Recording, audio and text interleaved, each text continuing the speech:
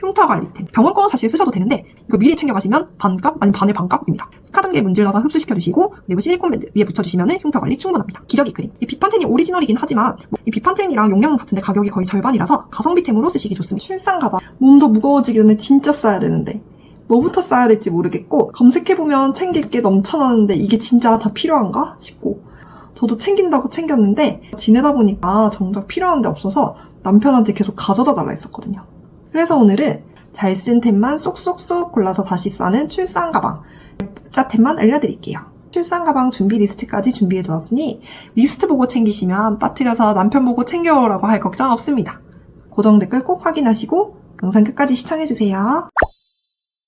안녕하세요. 육아하는 약사 나라 약사입니다. 우리가 여행을 일주일만 가도 가지고 갈 짐이 엄청 많은데 출산을 한 상태로 2주에서 3주간 생활해야 될 짐을 싸다 보니 출산 가방은 양이 많아질 수밖에 없더라고요. 오늘 소개해드릴 출산 가방은 그게 아기템이랑 엄마템으로 나눠서 소개해드리고 그리고 마지막에 굳이 챙기지 않아야 될 템도 말씀드려볼게요. 먼저 상대적으로 간단한 아기템부터 시작해볼게요. 첫 번째 기저귀 크림, 비판템 같은 크림인데요. 아기 기저귀 발진 있는 경우에 조리원에서 달라고 하시더라고요. 그리고 수유하다 보면 유두에 상처가 생길 수 있는데 그때도 쓰실 수 있어요. 이 비판텐이 오리지널이긴 하지만 오리지널 크게 상관 안 하시면 저는 약국에 살 때도 동일 성분의 국내 제약사 연고로 추천드려요. 저도 실제로 이걸 쓰고 있고요. 이 비판텐이랑 용량은 같은데 가격이 거의 절반이라서 가성비템으로 쓰시기 좋습니다. 아기 유산균. 병원에서 아기 유산균 넣어달라고 하시거든요. 안 챙겨왔다고 하면은 병원 거 사야 되는데 병원 유산균도 물론 좋지만 미리 준비해가면 가격도 그렇고 또 제가 원하는 제품을 챙겨갈 수 있어요. 유산균은 약사인 저도 신경 많이 썼던 부분이라서 영상으로 고르는 방법부터 추천템까지 소개해드린 적이 있어서 참고해주셔도 좋을 것 같아요. 분유. 원하시는 분유가 있다면 미리 들고 가시는 거 추천입니다. 저는 조리원에서 IM마더 먹여주셨었는데 아타밀로 먹이고 싶어서 미리 가져오면은 바꿔주신다고 하시더라고요. 이게 분유가 한 번에 바꾸면 안 되고 며칠 동안 아기가 적응할 수 있는 시간을 두면서 서서히 바꿔야 되거든요. 조리원에 한번 확인해보시고 따로 챙겨와도 된다고 하시면은 조리원 퇴소하고도 바로 이어서 원하시는 분유로 먹일 수 있어서 한번 문의해보시는 것 추천입니다. 이제부터는 조리원에 먼저 확인해보시고 챙기시는 걸 추천하는 품목입니다. 아기 준비물. 병원이나 조리원에서 요청하는 품목이 달라서 꼭 미리 체크해보시는 거 추천드려요. 저 같은 경우에는 물티슈랑 아기 로션, 기저귀 챙겨달라고 하시더라고요. 아기 퇴소 준비물. 조리원에서 집으로 올 때 아기가 옷을 입고 와야 해서 보통 배냇 저고리, 손싸개, 양말, 모자, 속싸개, 겉싸개 정도 달라고 하실 거예요. 그런데 사실 한겨울 아니면 겉싸개는 좀 필요가 없는 것 같아요. 담요 정도로도 아기 보호는 충분히 되는 것 같기도 하고 그래도 꼭 하나 챙기고 싶으시다면 당근하시는 거 추천드립니다. 디데이 달력 초점책. 모자 동실이라고 해서 아기가 조리원에서 제 공간에 와 있을 수 있는 시간이 있는 조리원이라면 아기에게 초점책이나 디데이 달력 쓸 수 있지만 만약에 모자 동실이 안 되는 조리원이라면 굳이 챙기실 필요가 없는 템이라서 추천 정도 세모입니다. 이제 본격 엄마템 시작해볼게요. 신분증. 병원 입원할 때 반드시 쓰셔야 돼요. 급하게 출산하러 가시면 빼놓기가 쉬운데 미리 챙겨두시는 거 추천드립니다. 임신 기간 내내 항상 들고 다니셨던 산모수첩은 이제 꼭 챙기지 않으셔도 괜찮아요. 샤워 티슈 마이비데. 출산 직후에는 바로 샤워를 하기가 어려워요. 특히 저는 제왕을 해서 실밥 풀기 전까지 한 일주일 정도를 못 씻었거든요. 이때 샤워 티슈로 간단하게 몸을 닦아주면 훨씬 개운하고 그리고 출산 후에는 오로라고 해서 자궁 안에 있던 혈액이나 점막, 태반 조각 같은 분비물들이 배출되는데 이게 생리랑 좀 비슷하거든요. 그래서 좀 찝찝할 수 있는 부분이 있어서 용변 모시고 나서 마이비데로 닦아주시면 좀 그런 부분이 덜해지더라고요. 수유브라, 수유패드, 속옷. 수유브라나 수유나시는 사실 취향 차이긴 한데 수유브라는 후크가 앞에 있는 형태라서 이제 수유할 때 풀고 닫기가 편해요. 나는 모유 수유 안 할 건데 하시는 분들이라도 막상 조리원 가시면 초유는 먹일까 고민하시더라고요. 그래서 2개 정도 챙겨주시는 거 추천이고 그리고 이제 젖이 돌기 시작하면은 가슴에서 눈물을 흘리는 것처럼 의지와 상관없이 젖이 흐르거든요. 그때 쓰시는 게 이 수유 패드예요. 수유 패드는 접착시킬 수 있는 부분이 있어서 브래지 앞에 접착해 주시면 되는데 여기 보이시는 부분에서 흐르는 젖을 흡수해 주는 거예요. 근데 이것도 사실 소모품이라서 비싼 거 절대 사실 필요 없고 개수도 처음부터 많이 챙기시지 않으셔도 괜찮아요. 저도 지금 이만큼이나 남아있어요. 속옷 같은 경우도 출산 후에 생각보다 배가 빨리 안 들어가서 그냥 임산부용 팬티 계속 입으시면 되시고 좀 빨래가 좀 귀찮다 하시는 분들은 맘스 안심 팬티 입으시면 됩니다. 맘스 안심 팬티, 입는 오버나이트 생리대 라이너. 맘스 안심 팬티는 입는 오버나이트라고 생각하시면 되는데요. 출산 후에 나오는 오류의 양이 꽤나 많기 때문에 이렇게 아예 안심 팬티를 입으시는 게 편하고 좋더라고요.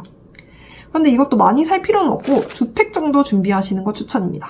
저는 완전 쟁여놨다가 아직도 남아있어요. 원래 쓰시던 입는 오버나이트 있으시면은 입는 오버나이트 챙겨가셔도 사실 크게 상관은 없어요. 이런 템 말고도 생리대 중형이나 라이너도 좀 챙겨가시는 거 추천드리는 게 처음에는 팬티형이 편할 텐데 오로가 줄어들면은 생리대 중형 쓰셨다가 이제 라이너로 쓰셨다가 바꿔 쓰시는 게 좀 통풍 측면에서도 좀 추천드리기는 해요. 가위. 제왕하신 분들은 특히 장기가 무너져 내릴 것 같아서 하반신 움직이기 힘들거든요. 팬티 벗는 행동도 사치더라고요. 그래서 가위 가져가셔서 맘스 안심 팬티 옆 라인 잘라서 버리시면은 편하게 쓰실 수 있어요. 완전 추천합니다. 모유 저장팬. 아기가 만약에 황날이 심하면 엄마 모유를 한동안 못 먹는 상황이 있을 수 있어요. 귀한 초유를 그렇게 버릴 순 없죠. 그래서 이렇게 저장해둘 수 있는 일회용 저장팩 챙겨가시는 거 추천드리고요. 만약에 모유 양이 많지 않더라도 여기에 물을 담아서 얼려서 아이스팩처럼 쓰실 수 있어요. 이 전몸살이 심하면은 찜질을 해주시는 게 전몸살 가라앉힐 수 있는 방법인데 아이스팩 챙겨가시는 것보다 이거 가져가셔서 얼려 쓰시는 거 정말 추천합니다. 손목 보호대. 출산 후에는 아무것도 안 하고 누워만 있어도 팔목 통증이 진짜 심해요. 그래서 팔목 보호대는 정말 필수로 추천드리고 또 아기 보기 전에 손 씻어야 되는 상황이 많아서 손가락 끼워서 보호하는 그런 보호대보다는 그냥 팔목만 감싸는 제품을 훨씬 편하게 쓰실 수 있을 거예요. 압박 스타킹. 제왕절개 하신 분들은 진짜 많이 붓거든요. 압박 스타킹 좀 쓰시는 게 혈액순환 도와서 다리 붓기 심하신 분들은 좀 써주시는 거 추천드려요. 무압박 양말. 병원 안이나 조리원 안이라도 좀 복도는 춥기도 하고 몸을 따뜻하게 유지해야지 회복이 빨라요. 그리고 양말 안 신고 있으면 청소하시는 여사님이나 간호사 선생님이 혼내시더라고요. 좀 몸이 많이 붓기 때문에 압박 안 되는 무압박 양말로 챙기시는 거 추천드립니다. 튼살 크림. 생각보다 놓치기 쉬운 게 튼살은 출산 후에 갑자기 생기기도 하더라고요. 조리원 퇴소하시고 집에 가시면 사실 튼살 크림까지 챙겨 바르시기 힘드실 수 있지만 마지막으로 조리원에 계실 동안에는 꼭 잘 챙겨주세요. 흉터 관리템. 병원 거 사실 쓰셔도 되는데 병원에서는 비급여라서 좀 많이 비싸더라고요.